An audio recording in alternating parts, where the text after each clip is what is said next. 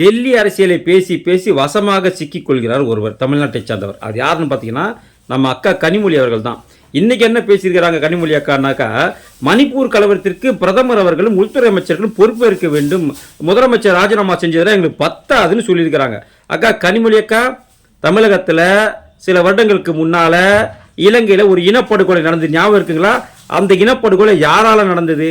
நீங்க நினைச்சிருந்தா, உங்க தந்தை நினைச்சிருந்தா அந்த போரை நிறுத்தி 1.5 லட்சம் பேரை காப்பாத்திருக்கலாம். 1.5 லட்சம் தமிழர்கள், நம்மளது தொப்புள் கொடி உறவுகளை காப்பாத்திருக்கலாம். ஆனா நீங்க பண்ணீங்களா அந்த வேலையை? பண்ணலையே. ஏன் பண்ணல?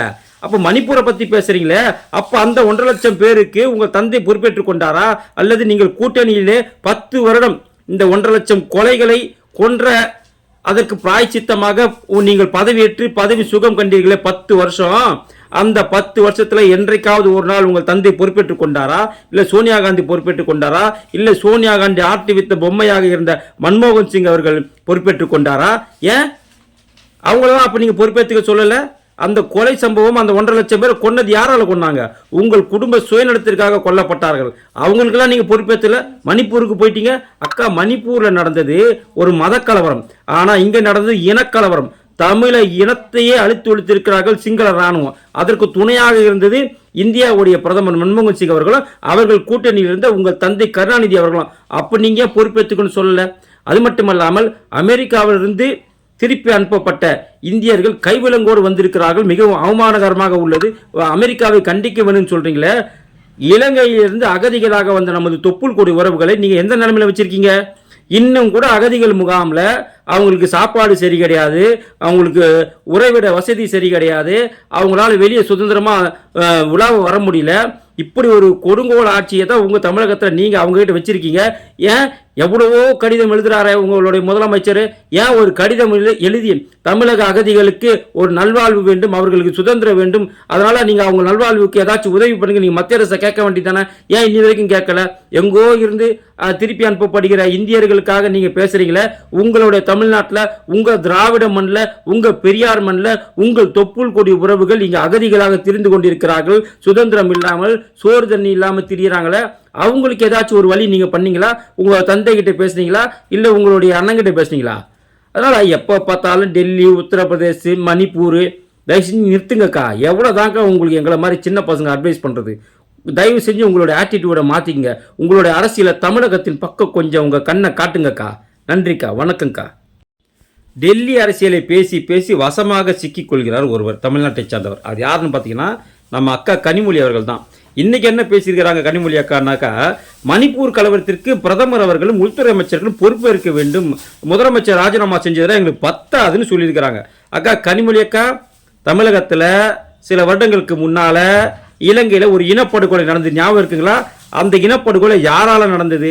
நீங்க நினைச்சிருந்தா, உங்க தந்தை நினைச்சிருந்தா அந்த போரை நிறுத்தி 1.5 லட்சம் பேரை காப்பாத்திருக்கலாம். 1.5 லட்சம் தமிழர்கள், நம்மளது தொப்புள் கொடி உறவுகளை காப்பாத்திருக்கலாம். ஆனா நீங்க பண்ணீங்களா அந்த வேலையை? பண்ணலையே. ஏன் பண்ணல? அப்ப மணிப்பூரை பத்தி பேசுறீங்களே, அப்ப அந்த 1.5 லட்சம் பேருக்கு உங்க தந்தை பொறுப்பேற்றுக் கொண்டாரா? அல்லது நீங்கள் கூட்டணியிலே 10 வருடம் இந்த 1.5 லட்சம் கொலைகளை கொன்ற அதற்கு பிராய்ச்சித்தமாக நீங்கள் பதவியேற்று பதவி சுகம் கண்டீர்களே 10 வருஷம், அந்த 10 வருஷத்துல என்றைக்காவது ஒரு நாள் உங்கள் தந்தை பொறுப்பேற்றுக் கொண்டாரா? இல்ல சோனியா காந்தி பொறுப்பேற்றுக் கொண்டாரா? இல்ல சோனியா காந்தி ஆட்டி வித்த பொம்மையாக இருந்த மன்மோகன் சிங் அவர்கள் பொறுப்பேற்றுக் கொண்டாரா? ஏன் அவங்களெல்லாம் அப்ப நீங்க பொறுப்பேற்றுக்க சொல்லல? அந்த கொலை சம்பவம், அந்த 1.5 லட்சம் பேர் கொன்னது யாரால கொன்னாங்க? உங்கள் குடும்ப சுயநலத்திற்காக கொல்லப்பட்டார்கள். அவங்களுக்கெல்லாம் நீங்க பொறுப்பேற்றல. மணிப்பூருக்கு போயிட்டீங்க. அக்கா, மணிப்பூர்ல நடந்தது ஒரு மத கலவரம், ஆனா இங்க நடந்தது இனக்கலவரம். தமிழ இனத்தையே அழித்து ஒழித்திருக்கிறார்கள் சிங்கள ராணுவம். அதற்கு துணையாக இருந்தது இந்தியாவுடைய பிரதமர் மன்மோகன் சிங் அவர்களும் அவர்கள் கூட்டணியில் இருந்த உங்கள் தந்தை கருணாநிதி அவர்களும். அப்ப நீங்க பொறுப்பேற்றுக்கணும்னு சொல்லல. அது மட்டுமல்லாமல் அமெரிக்காவிலிருந்து திருப்பி அனுப்பப்பட்ட இந்தியர்கள் கைவிலங்கோடு வந்திருக்கிறார்கள். மிகவும் அவமானகரமாக உள்ளது. அமெரிக்காவை கண்டிக்க வேணும்னு சொல்றீங்களே, இலங்கையிலிருந்து அகதிகளாக வந்த நமது தொப்புள் கொடி உறவுகளை நீங்க எந்த நிலைமையில வச்சிருக்கீங்க? இன்னும் கூட அகதிகள் முகாமில் அவங்களுக்கு சாப்பாடு சரி கிடையாது, அவங்களுக்கு உறைவிட வசதி சரி கிடையாது, அவங்களால வெளியே சுதந்திரமாக உலாவ வர முடியல.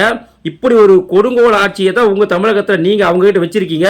ஏன் எவ்வளவோ கடிதம் எழுதுகிறாரு உங்களுடைய முதலமைச்சர், ஏன் ஒரு கடிதம் எழுதி தமிழக அகதிகளுக்கு ஒரு நல்வாழ்வு வேண்டும், அவர்களுக்கு சுதந்திரம் வேண்டும், அதனால் நீங்கள் அவங்க நல்வாழ்வுக்கு ஏதாச்சும் உதவி பண்ணுங்க, நீங்கள் மத்திய அரசை கேட்க வேண்டியதானே? ஏன் இன்னி வரைக்கும் கேட்கல?